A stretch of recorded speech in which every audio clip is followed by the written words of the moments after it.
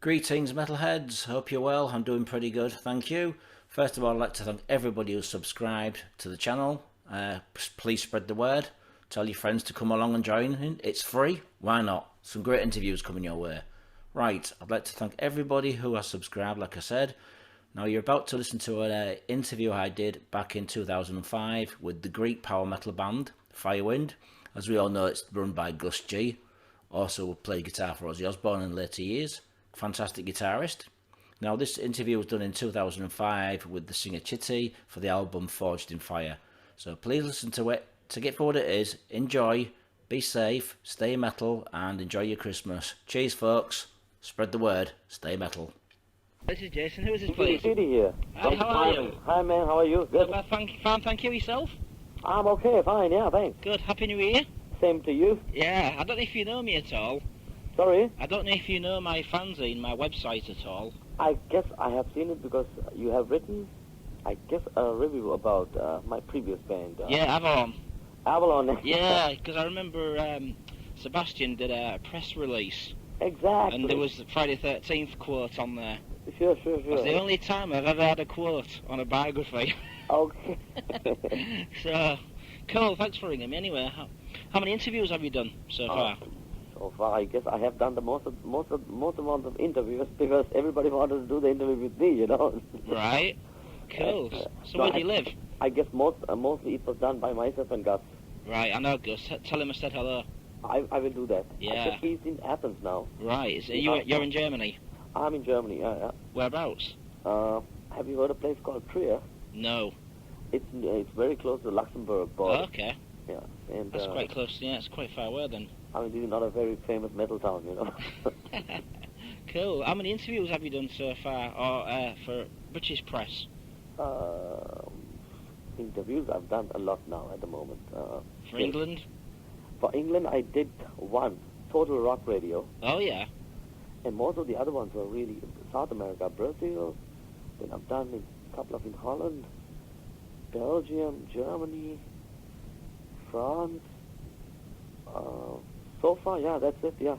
Yeah, have you been getting good reviews for the album? Definitely. Yeah. Really great reviews in Germany, Japan, everywhere, you know. Good. At the moment, it's really good. How do you like the CD? I like it. It's pretty good. Yeah. I've never really heard any previous albums that the band have done. Okay. So you're quite new to me. No, actually, if you listen to the previous ones, okay, good. The old singer, he had a very rough voice. He was kind of a Graham Bonnet type of thing. Yeah, I heard a couple of songs, and yeah, it did sound pretty Graham Bonnet-ish. Yeah. Kind of impellitory, sort of. Yeah, exactly. Yeah. Kind of thing, and okay, of course, myself, I'm a different singer, you know. Yeah, I know. Right, okay, I'm going to ask you some questions. First of all, is about your musical influences. I mean, at what age did you learn to sing? Sorry? What age did you start to sing? What year? Okay, good. You know, I'm a very old person, you know. Well, I'm in my 30s, so don't worry. I'm 38 years old. Right. I started singing when I was about 18, 19. And, 18, 19? Yeah. That's quite late. Yeah, and actually before that I was a bass player. I was Right. a guitarist and all this kind of thing. So I've been doing music for a long time. And actually metal, I started singing about 10 years ago. Right. Yeah. While you were still playing bass guitar? No, I just play at home. I just give some lessons and stuff like this.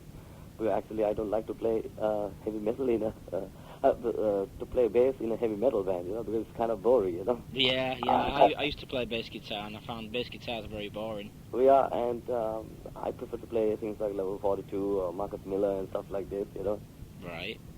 And yeah, that was that time I started singing Jason. Right, so 19 was quite a long time. It's quite old for you, then 19.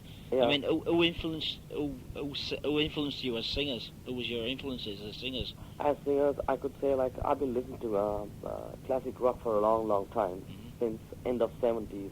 And I've been listening to bands like Uriah Heep, Deep Purple, and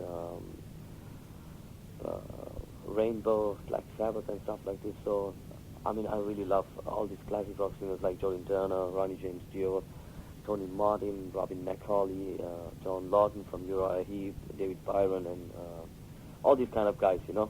Right. So I'm not that much into what happened later on. Of course, Rob Halford and this Byford and so on, these kind of guys, they have influenced me also a lot into coming into the metal era. Yeah, Rob Halford's my favourite singer. Yeah. Yeah, I also like Glenn Hughes. I think Glenn Hughes is probably the best rock singer on the planet. Yeah, sure, definitely. You know. I mean, I'm listening to mostly these kind of singers. Right, so like Tony Martin. Tony Martin's actually a really nice guy. I met him last year. Yeah, sure. I met him really? all one time in Luxembourg with M3. Right, okay. Yeah, I was just talking to him, just drinking and some beer and stuff like this. So when you listen to like Black Sabbath, which sort of singer do you think's the best? Tony Martin, Ozzy, Ronnie James Dio, Gillan? Okay, of course, I have to be honest with you. Ozzy is a classic, you know. Yeah. And you can't imitate or you can compare him to any of the other singers. Of course, the others who came out there later on, like Ronnie James Dio, Tony Martin, and Hughes and so on. I really love it, I must say, man. Yeah. I mean, my favourite singer was Tony Martin. Yeah, sure. I preferred the music. I thought the music was better. Yeah, exactly. You know, I mean, it was more mystical. I mean, Ozzy Osbourne's Sabbath was okay, but I thought it was overrated. Mm-hmm. People talk about Ozzy's Sabbath. What about Tony Martin's Sabbath? Yeah, exactly. You know, it's if not, it's better. Thai album's a classic album. Yeah. You know. Sure. Nobody talks about that. You know? No, exactly. Yeah. You know, so you grew up with people like that as singers. So I what mean, my made favorite Black Sabbath album is Heaven and Hell, I could say. Really? Right, okay. So what made you want to sing then? What made you give up playing bass? You know, in heavy metal, it's very hard to play bass and sing. Only few guys, they can do it, and you had to do a lot of training for it for a long, long time. So I was really thinking, okay, just singing in a band, you have to really take care of your voice and all these kind of things. And the time I used to play bass and sing, it was not easy for me to sing that high, you know. So you was doing both at the same time? Yeah, to do the both at the same time. But it's pretty hard, I know. It's unbelievable. Guys like Glenn Hughes and so on, they play bass and they sing, you know. You want to try singing and playing drums? I used to sing and play drums. Oh, okay. That's even harder, man. Okay. Okay, so what was your first band before you joined Avalon? Who was you with prior to Avalon? Before Avalon, I was in a very underground band from Germany called Code Jester. We did record one CD. And what was the band called, sorry? Code Jester. Jester? Yeah, Code Jester. The band was just called Jester? No, Code. Court Jester? Yeah, Code Jester. Okay, right. And I was with this band for a while, and we did record one album, and so after that, I got the break from Avalon, so I just went. Alright, so what was Court Jester like? What sort of music? It was new wave of British heavy metal. Right, okay. Bit late, but new wave of British heavy metal. But we sounded a lot like the very old Omen and kind of very old Judas Priest, Saxon, and so on, you know. Right. Cool. So how did you get into Avalon then? Did Sebastian approach you? Or? Yeah, Sebastian, actually it was Limp. Limp really liked Limp the band. from LMP, yeah. And Limp, he liked Colchester and he wanted to push me out. He said, oh, you sing good, and I really want to help you to get into a good band because there are so many lousy singers in some of my bands. Right. So that time Avalon had a publishing deal with Lim, and so that's how I came into Avalon. Right, I mean you did like 3 albums with them, didn't you? I did the last 2 albums. The last 2, yeah. Oh, the last 2 albums, which was your favourite, would you say? Yeah, I could say these were the best 2 albums we ever done, you know. Yeah, which one was your favourite? My favorite is, I would say, Eurasia. Right, is that the one that I got to mention? The last one. Yeah, right. Right, okay. So you went with Limp for a short time with Avalon. I mean, why did Avalon break up? I mean, did they break up after you left, or...? No, not really, Jason. We did the complete European tour with Metallium and so on. Then after that, we decided to take a little break, and then after that, nothing took place again because, as you see, as a progressive metal band, it's very hard to get tours and hard to play in festivals and stuff like this. Because the songs are so long. Yeah, and it's only a little amount of people who are coming up there, you know. It's a shame because they were good albums. Yeah. You know, you're still friends with them, Sebastian? Yeah, sure. Because Sebastian, actually with my other band, Faro, my side project, which is kind of AOR, melodic hard rock. Oh, yeah. Actually, Sebastian, he signed me to that label. MTM? Yeah. What was the band called? Faro. I don't think because Sebastian sends me CDs. Yeah, Faro. But I don't think I've got that one. I'm sure you have. It was released in 2003, Jason. Right. Because he didn't start sending me CDs till like mid 2003. Okay. So if it was an early 2003 release, I might have missed it. No, it was in June. It was released. I'll have to look, and if I haven't got it, I'll have to ask him to send me a copy. I guess. What's the name of your site? It's, Friday the 13th. Yeah, Friday the 13th, yeah. Friday the 13th scene.com, huh? Friday the 13th metal.co.uk. Okay. Yeah, I've got a link on MCM's website Okay. somewhere, but they've put in brackets in French, which is not in French. Okay. I don't know why they've done that, but Okay. Why don't you email them and ask them to change? yeah, I will do. Yeah, I will do. But yeah, I'll have to see if I've got that CD. I'm sure I haven't Yeah. got it. You Otherwise, have I'd to do that. remembered. Wait. So you got another band, AOR sort of stuff. I mean, who's in this band? Who? Who's in your band? In my Pharaoh. Yeah. Pharaoh, I have the guitarist of Jared Hart is playing now because the old guitar player, he left because he got an offer to play at the We Will Rock You musical in Cologne in Germany. Oh yeah. He was auditioned by Brian May because actually he was playing a Queen cover band. And of course Queen was one of my favorite bands, so don't forget to mention that. Right. Okay. Okay? Yeah. No worries. And so this guy, and I have the ex-Bonfire playing drums, Dominic Coulson, who played drums on the Point Blank album. Right. Okay. I know the guy. Yeah. And then I have a bass player, he's unknown, but he's really excellent. Right. Excellent. Brilliant. So you've gone from. I mean, is this the first album you've released for your other band? With whom? With the band you're talking about now on MCM, is this the first album you've released? So it was the first album, and we are recording the second one in about 2 months from now. Okay, so how will that differ from the first one? This one is going to be a bit heavier. Yeah. Because the guitar is a bit heavier. Right. Still AOR, but heavy Yeah, sure. AOR. Yeah, sure, definitely. Great. Okay. And so you see, my next question is let's talk about Firewind then. I mean, Sure. how did you get into the part of Firewind? I mean, why did the old singer leave? And Okay, how I got into Firewind was like, they were looking for a singer for a long time, and then actually David Chastain, he knew me from Avalon, that's Leviathan Records. Leviathan Records, and he sent me an email, he asked me if I would be interested of joining power metal band, and because he liked my singing and stuff like this, he said like,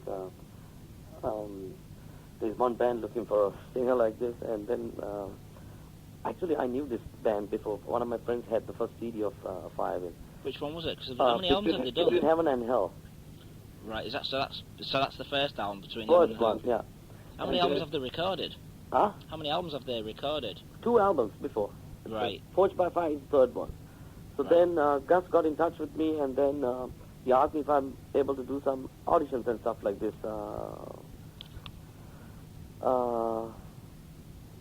So then I said, okay, good. Send me some songs, so I can record 2 songs, and you can check it out how my vocal sounds with the Fire and stuff. So I did that, and then he said, okay, good. So let's go and rock Japan. Right. So what songs did you rehearse with the band? Rehearse. Mhm. We did rehearse half of the set of first album, half of the set of the second album. Right. Which was the second album? Burning Earth. Right. Okay. I understand another album called Nocturnal Symphony. Is that the same band? Yeah, Nocturne. Yeah, Nocturne. Yeah, no. That was when the time Gus was studying in Berkeley College. Oh right. He had a little band going up there with Firewind. Yeah, sure. Oh right. So is it the same band? It's not the same band, no. Oh right. Okay. Different members, totally. Oh, strange. Yeah, sure. Okay, so you rehearsed a couple of songs. I mean, who else did the band audition besides yourself? No one else except the keyboard player and myself. We came very new to this band. Right. From the second album, the bass player, he remained the same, and then the drummer, Stian Christopherson from playing also with the band called Pagan's Mind. Yeah, they're a good band. Yeah, Jon Lende and... Jon is an amazing singer. Yeah, definitely. He's one of the He's greatest fresh. singers. He's like, where did he come from, you know? Yeah. And so that's how we started chasing. Right. Yeah. So you've been around for quite some time then. I mean, who else did the band audition besides yourself? I don't know. There were so many singers. Did But, they? yeah, but I don't. I was not really interested to ask us who was that guy, who was this guy. You know what I mean? So why did the old singer leave? What was the reason why he decided to leave? And he didn't want to tour.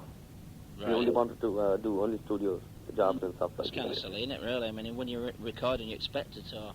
Yeah, definitely. That's what I think also. That's the whole learning experience of being in a band. Yeah. So you've got the guy for the drummer from Pagan's Mind. Yeah. Is he a new drummer, or has he been in the band for quite some time? He played on the second album, actually. Right. Yeah. Right, okay. And the bass player is also from the second album. Okay. You said was the album produced by Frederick Normstrom, this album? No, not produced. It's produced by Gus, and it was mixed by Frederick Nordstrom. Right. So you're happy with the way that the album turned out? Yeah, sure. Yeah. Yeah. Who wrote the songs for this album? Was it yourself, or was it a joint thing with the band? It was myself and Gus. We wrote all the songs. Right. Could you briefly tell me what each one's about? We've got Kill to Live. Kill to Live. It's about King Alexander. Right. King Alexander, yeah? Yeah. Right, okay. What about Beware of the Beast? Beware the Beast. Yeah. It's a kind of thing, like a kind of a nightmare what you get. All these lyrics are written by myself.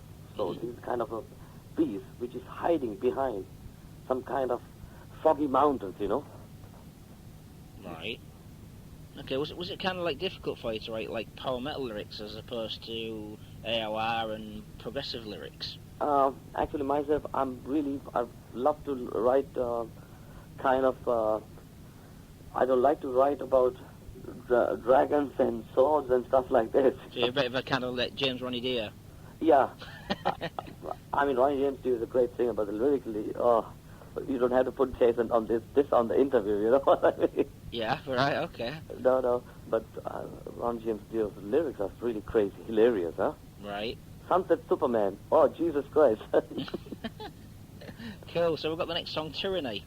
Tyranny is about, actually, it's about George Bush. Oh, yeah. I've heard that comment being suggested about him before, Tyranny. Yeah. So is it something to do with the power trip that the Americans want all the oil and... It is more like when you listen to the lyrics, the man on Hate's lair, Right. commanding us his statement to share. Right. Yeah. Okay, and then we've got Forgotten Memory. I presume that's the ballad. The Forgotten Memory is actually about the kids today. Right. And the time I grew up, it was totally different, this world. And today, a lot of violence, Yeah. everything. And that's why I sing on the chorus like, It's very fucked up now. yeah, sure. You know, I mean, you can't even go out on the street on a night without somebody wanting to start a fight on you. I mean, like I say, I'm 34 years old, and when I was younger, you could walk the streets. Yeah, sure. But now you can't do it. You've got to watch your back. Mm-hmm. You know? You really got to watch your back, man. I do martial arts now, so Yeah. you've got to in today's society. You know. Yeah. So, okay, next question. Next song is Hate World Hero. Hate World Hero. Hate World Hero is a kind of a thing. Somebody's coming new to this world, you know. Mm-hmm. I'm a hero in this new world. Like, for an example, actually, this is kind of a situation of the new band and the new album, you know. Right. Okay, Escape from Tomorrow. Escape from Tomorrow. Mm-hmm. Yeah, Escape from Tomorrow is kind of a thing like, let me look. I forgot it too. Because I'm working on other lyrics now at the moment. Right. Let me look.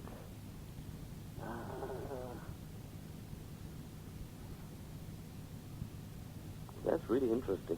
You can't remember what you wrote the song about. Yeah, I cannot even remember this. Must be a tough song if you can't remember what it was about. Yeah, okay, this is kind of a thing like a person who sees illusions, you know? Yeah. A crystal ball by your side. So this is kind of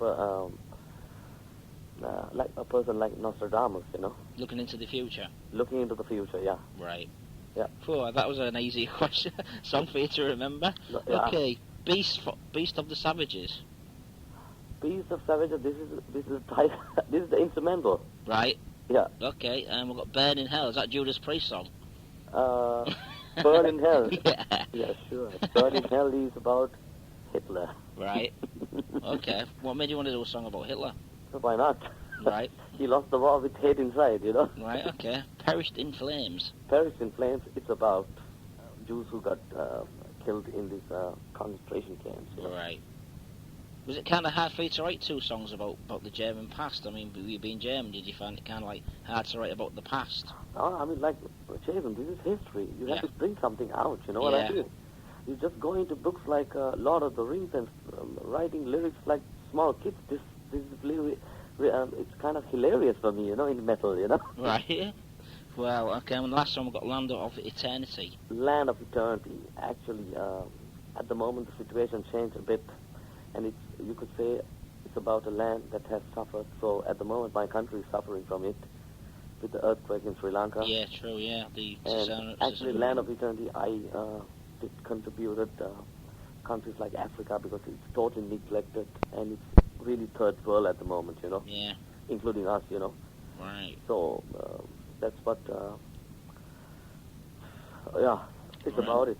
Okay, this album also featured a couple of guest guitar players. Yeah. One of them's actually happens to be one of my friends, James Murphy. Yeah. Absolutely amazing guitarist. Yeah. How did you hook up with James? James, I guess Gus, he knew him from somewhere, and Gus invited him to play a solo. So James said yes, and actually Marty Friedman, we met him in Japan when we were on tour with Firewind in Japan. Oh yeah, was that quite recently, Firewind? Yeah, sure, that was in Japan. We played in Japan last year, January. Right. And then Marty Friedman, he came to one of our shows, and then he was a really nice guy, and then Gus said, I want to ask him to play a guest solo on the next Firewind album. I said, okay, just go ahead and ask him, Cool. Yeah. So that was quite easy. I mean, how was it for James Murphy? Did he actually fly to Sweden, or did he do the guitar solo in Florida? He did both of them. They recorded in their home studios. Because James lives back in Florida now, doesn't he? Yeah, and Marty Friedman in Japan, he recorded. Oh, is that where he lives, Japan? Yeah. Well, because I know James used to have a studio in California. Yeah, sure. Temple Studios. But yeah, I bet it must have been great having these two guitar players on the album. Yeah. I mean, Gus must have been in his element. Yeah, sure. Okay, then, so let's tell us about the album title, Forged by Fire. Why did he decide to call this album Forged by Fire? Forged by Fire. You have to see, what was his name? King Alexander. Yeah. He was forged by fire, Right. So this was the reason that we decided to have this kind of title into it, because we wanted to have the word fire also, because of the new Firewind. So you see on the new, do you have the cover as well? Yeah, the I'm looking at it now. It looks like a golden eagle. Yeah. With like metal wings. It is some kind of something new. New force is coming out of the Vulcan, Mhm. Yeah. So this is the meaning of it, So does the actual title reflect with the artwork? Yeah, So- sure. Exactly. Yeah. Yeah. Great. So how long did it take to record this album? Jason, you won't believe me. I finished all the songs with Gus together in 10 days. Right. Yeah. I've heard that being shorter by other bands, so don't worry. Yeah. I've heard people say mix But- recorded in 6 days. Yeah, and I had this songs. I think the whole thing, it took about 4 or 5 weeks to finish the whole album. Right. So the vocals were done in 10 days, and the rest took like. No, vocals I took only 5 days. Right. Everything was recorded in 5 days. Right. Only 2 weekends, Right. So the mixing was probably like the hardest part. No, actually it was mixed in about 4 or 5 days, I guess. Right. So what labels are you signed to? Then you got Century Media in Europe. Sorry, I couldn't follow you. What labels are you signed to besides Century Media? Myself, Well, Firewind. What labels do you have? besides Firewind, besides Century Media, we have only in Japan we have a separate deal with EMI Toshiba. Ah, right. Because I've just been looking at the biography on the back. It said something about Leviathan Records. I mean, Leviathan Records, we are not any longer with Leviathan Records, no. right. We're not happy with them. Yeah. Right. Okay. So what sort of backing have you been getting from Century Media and Toshiba? EMI, have they been real supportive and? They are very, very supportive, both labels, I could say that. They are really treating us really good. Right. How did the deal come around with Century Media? I mean, what other labels did you approach besides? We didn't approach any other labels as we were not really satisfied with Massacre Records. And so Gus said, okay, good. He was with Dream Evil on Century Media. He knows some people in Century Media. Yeah. So we just played the album for them after recording the whole thing, and they said, okay, we're going to find you. That's it. Right. So I've noticed on the CD, the promo, it says you've got a CD with video clip for Tyranny Sure, yeah. and some live and making footage. Now, this is only a promo CD I have. Oh, So can you tell me a little bit about the extra features? Extra features, we have a little bit of some funny things what happened to us in Japan. Right. Such as? Yeah, and it's a kind of it's making of Burning Earth tour, Right. And that one will be on the CD, the European version, and the Tyranny video clip, yeah. Right. So could you tell me what funny things happened? Oh, because you see, Japan is a very strange country. Not everybody speaks English, you know. True, yeah, I know. I'd like to go to Japan. Yeah, it's really great, Jason. It's really, really nice. They're really into metal as well. Sure, they're really into metal. And it's like, for example, after a song, when I just give a small announcement, thank you very much, and the next song, nobody says a hum, you know what I mean? Right. They're really listening what you're saying. And when you keep on playing the song, oh, Jesus Christ, I've never seen such people banging their heads so long. because I understand that in Japan, many years ago, they wasn't allowed to headbang at concerts. No, actually the club, the places where we played, we had a capacity of audience about 2,500 like this, you know. Right. Not The headliners. Really, yeah, exactly. And not like 13,000 seated or something like this, you know. Yeah. And especially I heard that Iron Maiden or all these bigger bands, they are playing into this kind of arenas, you know. Yeah, the Budokan in Tokyo. Yeah, and they just, people, they sit and they watch the show, you know. Well, that's pretty boring, because metal's about having it standing up and, Definitely. you know, being part of the band. Yeah. But on the other side, you see what happened with Dimebag Darrell. That's really amazing, huh? Yeah, what do you think about that one? Oh, man, come on. I only have to say, fans can make you and they can also break you, you know. It must be very scary for you being a musician, because it could happen to anybody. Yeah, yeah. Because, you know, why wasn't there security checks in America? I mean, America's supposed to be the most place where you get checked. Yeah, and I really don't understand this. I don't know, maybe, you never know what kind of shit went behind it, but nobody talks about it anymore. I sent some money to the Dimebag donation fund. Yeah. Yeah, sent some dollars. What else I want to say? One time I got beaten from when I was playing with my cover band. Really? Yeah, kind of a drunk guy, kind of skinhead hair, and he came up on stage and he told me to stop talking in English, that I had to speak in German, you know, and we were playing only English songs. I said, fuck. So he was a member of the German party, the National Front, whatever you want to call it over there. Oh, man. But you see, Jason, everywhere there are stupid idiots, you know what I mean? I know.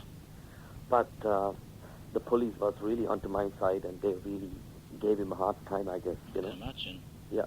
So basically, you're going to have more security on stage when you start touring with Firewind, man. Every band's going to have to watch what they're doing now. Definitely. Especially in America. Yeah. I mean, it would never happen in Europe or England. No. Only in America. Yeah. Because Americans are fucked up. Yeah, it is fucked up. I must really tell you. I mean, okay, of course, Sri Lanka was a British colony. I must really say that with the British people, I have no conflict at all. But with American people, Jason, just keep it to yourself, you know? Yeah. I've been to America and I know what it's like. Oh, man, this is really totally fucked up. They just smoke too much shit and get drunk, and yeah, the parents can't control them. Yeah, and here, in my area, there's a bit, about 30 kilometers away, there is this American base here. Yeah.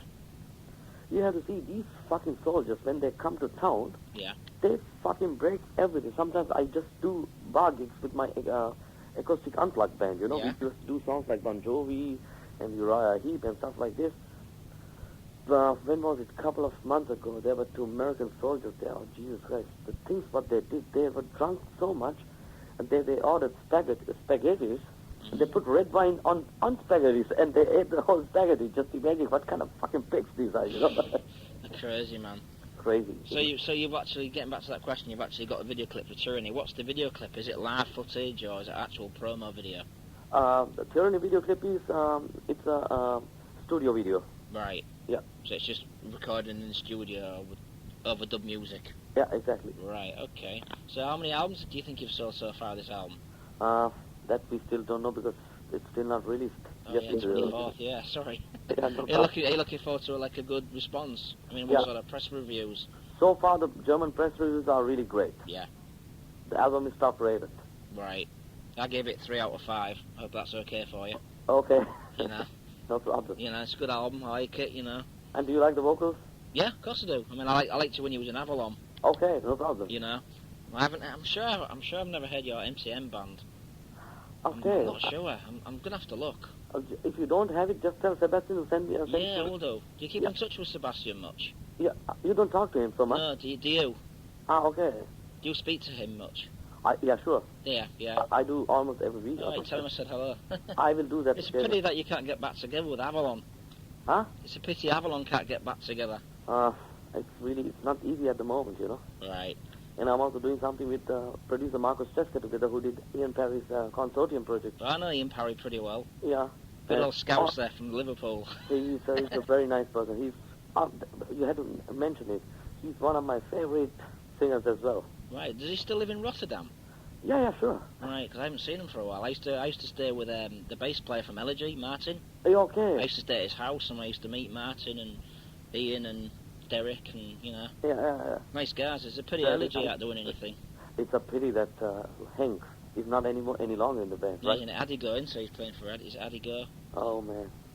The band that's like Symphony X. Okay. Yeah, with a singer from Pink Cream 69. Oh, okay. Yeah. David Reed, man. Yeah. Yeah, so have you got any new songs then wrote for the next album, or are you... Yeah, I have complete finished 9 songs for the next Fire album. Wow. And, we'll be doing one cover song from Bruce Springsteen, Dancing in the Dark, you know? Ah, Bruce Springsteen sucks. Yeah, I know. You gotta fuck it up and make it sound really cool. Yeah, no, that's what I want to do. I want to sound it good, you know? Can you do Born in the USA and just make it really... No, Dancing in the Dark. So, how's the new songs gonna compare to this album then? Have you actually got together as a band and rehearsed them, or is it just the lyrics you've done? Actually, I did most of the songs, basically in heavy metal bands. You write all the songs together with the guitarist, you know? Right. Because the vocals have to fit with the guitars and stuff like this, so later on everything comes to drums and stuff like this. So, it's basic AR music, Jason. If you listen to it, Right. you would say, okay, good, this might sound a little bit like Dokken or something like Dokken this. are a cool band. Yeah, sure. Especially Tooth and Nail and with the Lock and Key. Yeah, definitely, man. You know, I mean, the new album sucks. Yeah. It really is a bad album. The last album they did last year, really bad. Sounds like the Beatles, and I don't like the Beatles. Sure. They suck. You know. Oh. Okay, so how do you rehearse as Firewind? How do you all get together? We get together like when we have a gig or something like this. We meet a week before in Greece or in Germany or in Norway or whatever. That's kind of hard because, like, you've got Norwegian members yourself. Yeah. How many members are German? Is it just yourself? Only myself and Right. Stian. We are outsiders. The rest of the 3 guys, they are from Greece. Right. So we mostly meet in Greece because it's nice weather there and good food, good drinks, everything. So when do you expect to see the band touring then? Have you got any plans to tour? We'll be playing in London with Nevermore. In March. This year? Yeah, this year. Nevermore, really close friends of mine. I know Worrell Dane very well. Camden.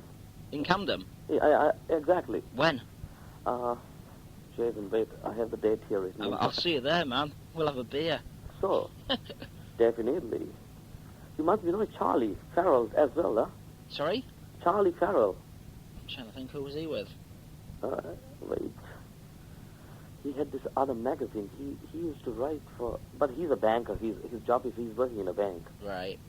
Kind of a very elderly person, but very cool person from England. Because I know, I met Gus and Dream Evil about a year ago, 2 years ago in London. Uh-huh. At the Underworld in London, Camden. That was a really good gig. How is this club? It's a good little club, but I'm not keen on the stage. It's Very small stage, I heard. It's a very small stage. I saw Overkill there, and it was packed. Oh, and Overkill are a big band, yeah. So you can imagine how many people were squeezed. Yeah. You know, and they have these stupid pillows in the middle of the dance floor. Oh man, this is really crazy. Which, if you get behind that, you can't see the band. Oh shit. That's the only thing I don't like about the club. Okay. They should take them off. Yeah, but then the ceiling will fall through. It's on the 18th of March. Right. In Underworld. Would you have anything to say before we finish? And I'd like to wish you all the best. Oh, thank you, man. And I'd like to wish all the best to all the Firewind fans in Britain. Yeah. And I only would say that they should really dig out the new album. Yeah, well, it's been nice speaking to you at long last. No problem, You know, brother. take